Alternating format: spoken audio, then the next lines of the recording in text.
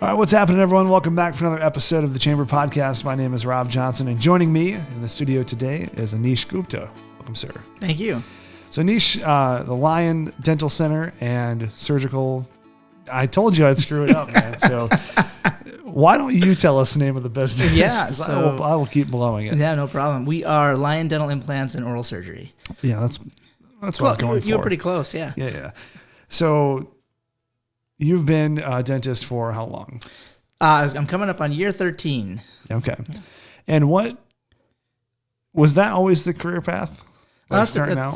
Yeah, I don't think so. I like every kid, I wanted to be a firefighter and an astronaut and all that good stuff too. I think seriously I was considering healthcare, so physician was in the mix, pharmacist, and like at some point I decided, yeah, dentistry seems like a good job. I worked at a hospital and I worked at the dental school, and just the dentists I saw, I got to go to their kids' soccer games, and they were smiling more often than the people at the hospital, and so that's kind of how I trended that way.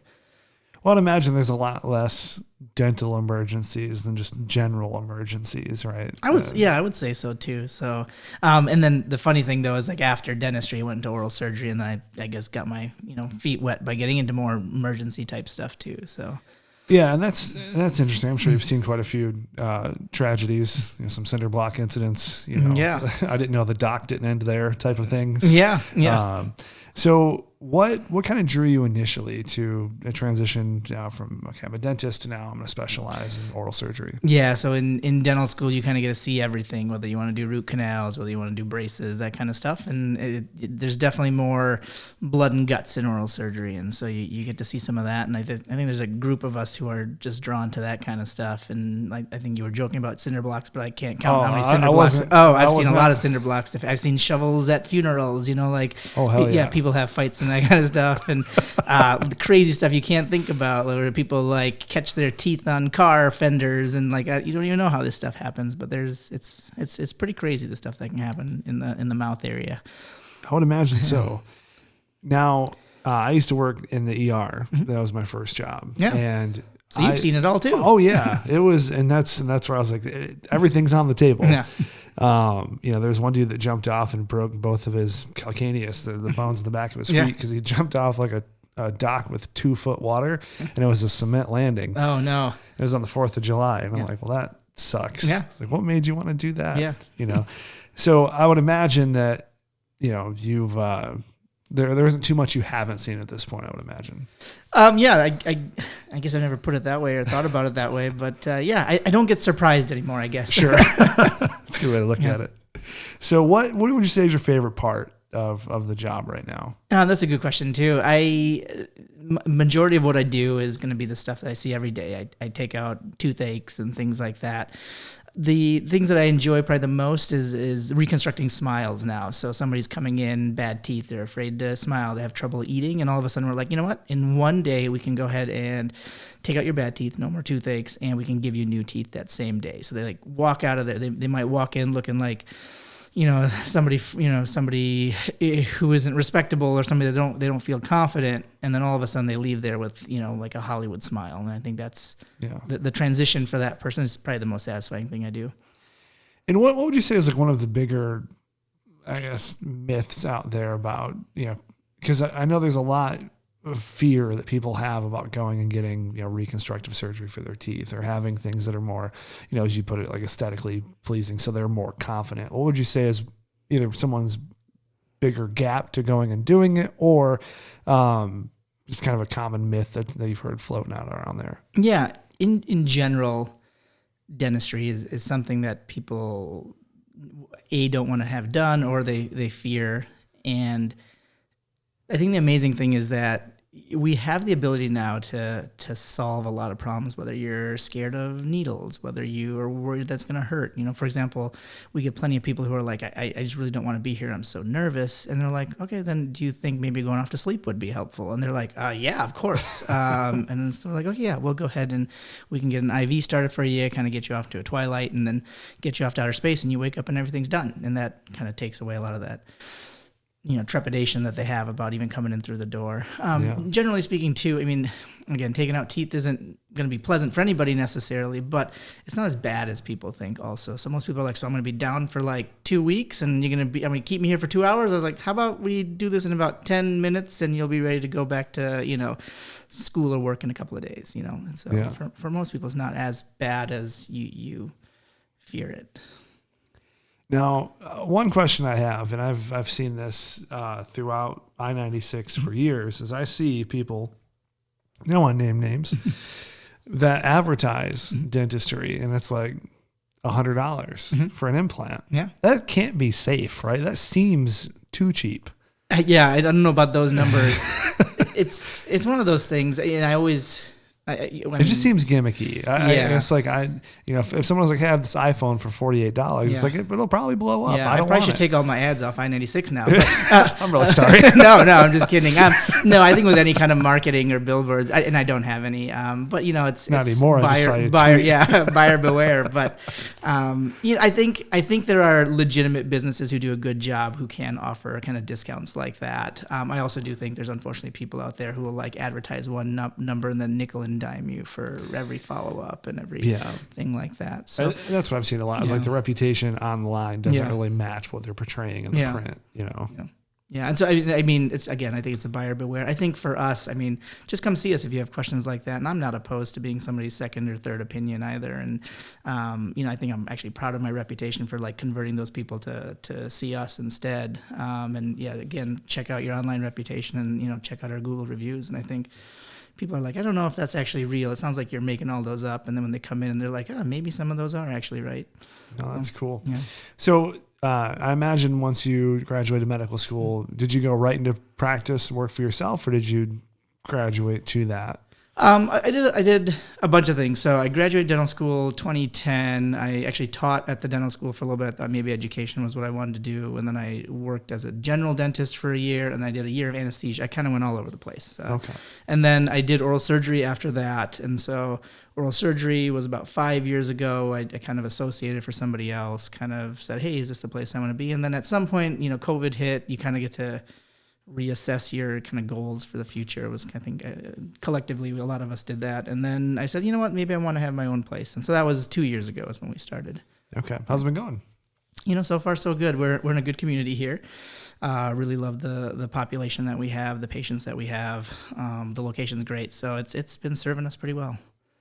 What do you think, moving from the position of where you've been employed by someone else to now you're running the show, what's been the most surprising thing for you? And maybe not even surprising. People always tell you that it's just tough to run a small business. It's tough to deal with the people, whether it's patients, whether it's your staff and things like that. And even knowing that going in, you just can't predict the things that'll happen, who gets sick, what's happening with people's families and stuff like that. So that's probably been the biggest challenge. But also on the positive side, it's just been really rewarding to be someone in the community to do something that can help out and have, a shingle hung up. That's super cool. Yeah. What, we talked a little bit in the pre-show about technology, and we talked, some people have, state of the art or, whatever, but like what are some new technology, bits out there that make your job easier? Yeah. So X-rays and stuff like that. Everybody knows you go to the dentist, you get X-rays. We've got, 3D X-rays now, and I think a lot of people do, not just me.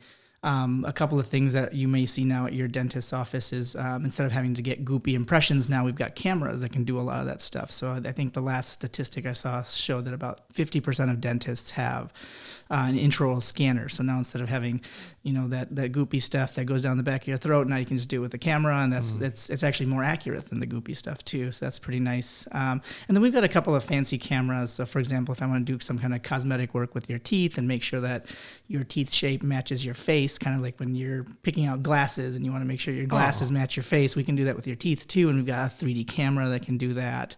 And that's not, a make or break kind of thing, but we have the ability to, use that, or if that lab asks for that, we can do that too.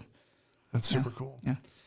And obviously, as we're recording this right now, this is going to come out in a few weeks, but it's almost Christmas. So kind of turning over the calendar in the next year. What's a couple things that you guys have on the horizon you're excited about? That's a good question. I don't think we've got anything that's necessarily set in stone. This is going to be officially the beginning of our third year, so we're still growing as a practice. We're getting some new staff. That's always exciting. We're thinking about maybe bringing another doctor because we're getting that busy. So that's going to be something to hopefully add another team member that way as well.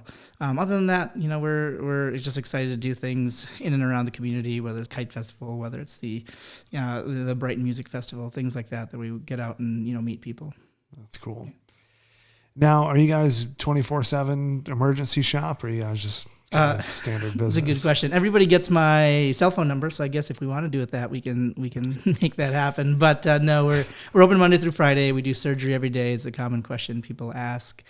And, again, it's obviously if there's emergencies coming in through the hospital, I take call over there as well. So we definitely can help a lot of people out at any time. That's cool. So you'll travel, you'll do it in home, take your bag and drill with it. That's funny. We joke about that, and I wouldn't say no, but there was a patient who unfortunately is in hospice, and we went and saw her at her house a couple of weeks ago, and it was just nice. And she was just a little bit too tired to make the trek over to see us, and it wasn't like a big deal. We weren't going to do any work on her. We just wanted to check up and just make sure things were good. But she was close by, and me and an assistant went over there, and got to see her at her house. That's cool. Yeah, that's cool. So, Anish, anything else before we wrap up the show today? Anything you want to highlight with the practice, or anything that you want listeners to know that you guys are capable of? Nothing in particular. Again, our bread and butter, if you want to say that, is taking out wisdom teeth and doing dental implants. Anybody who comes in through the door is welcome to ask questions, not just the technology side of things, but we love talking to people about what we do, why we do it, what things are going to be like afterwards. I think my big pitch to patients is that I want to make sure you have all your questions answered, and we can take as much time as you need to answer them. And it's I like to be a little bit more personable, and the cliches that we want to treat people like family, but we really do. Yeah. And one last thing on that, I know in that for me, it's always been hard to find like a good dentist, and I landed on one, and my kids love him. It's super great. Everyone there is super kind. Do you, in your particular industry, do you feel like that is becoming more of the trend where people are trying to focus back more on customer service, or do you think that's something that's kind of fleeting and only a minority of people are doing that? I think it goes both ways. I think there's a big group of practices that are going more corporate, and even though that's not to say that's a bad thing, but I do think it gets a little bit less personal in some of those instances. Yeah.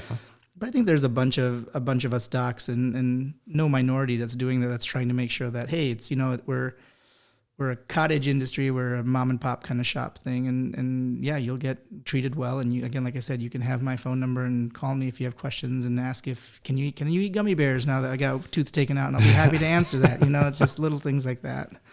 That's cool. Yeah.